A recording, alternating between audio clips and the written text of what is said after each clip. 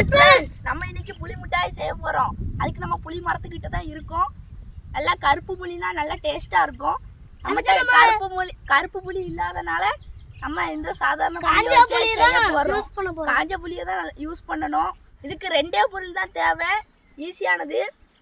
மண்டவெல்லமும் புளியும் மட்டும் தான் தேவை, ஈஸியா செய்யலாம். வாங்க செய்யலாம். மண்டவெல்லம், உப்பு, உப்பு தெரியும். பரப்பா இருக்கிறது என்னதான் நல்ல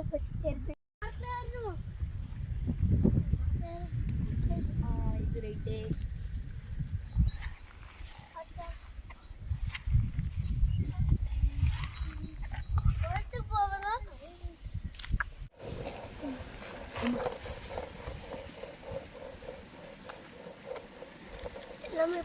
நம்ம சர்க்கரையை நல்லா பாவாக்கிக்கணும். அதுக்கடுத்து நம்ம புளி கரைசலை இதோட மிக்ஸ் பண்ணிக்கணும். நல்லா கிண்டி விட்டே இருக்கணும்.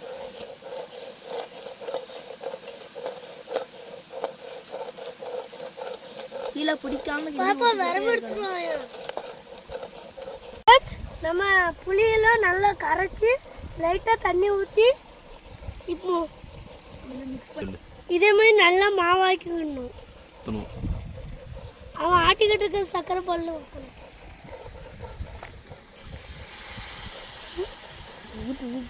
கொஞ்சம்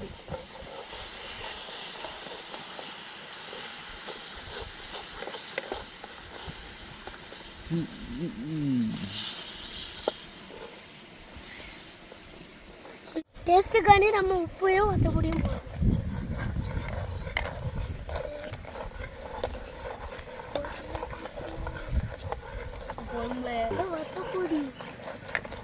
போடணும். நல்லா கட்டியாகிற வரைக்கும் நல்லா தீ போட்டு கிண்டிக்கிட்டே இருக்கணும்.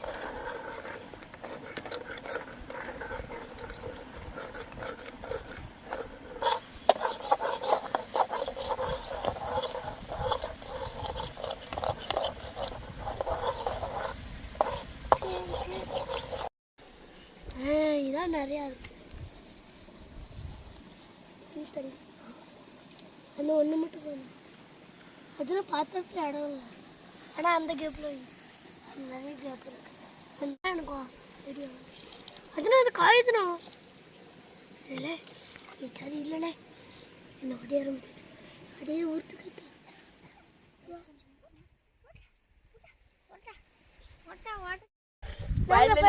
பள்ளி இருக்கோம். எப்படி இருக்குன்னு டேஸ்ட் பண்ணி பார்ப்போம்.